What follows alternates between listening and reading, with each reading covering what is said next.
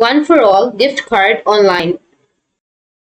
So if you want to redeem One4all Gift Card on online, then what you need to do is you need to open up your browser, and then you just need to simply search for one4all.com. You just need to simply write this URL and search for it. If you want to log into your account, you will have the login option.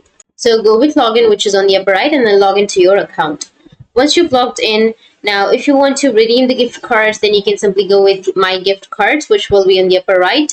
And make sure to log into your account, and it will take you to your gift cards page. You just need to simply choose an item that you would like to buy from One4all retailers or partners, and then you will have an option of pay with gift card.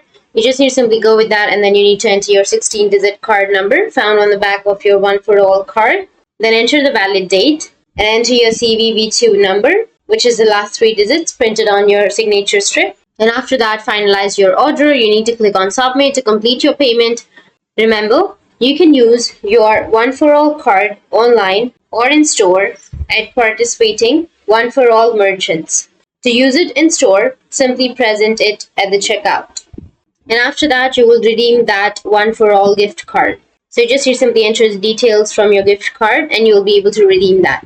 So that's it. And if you have any questions, feel free to comment below. Thanks for watching.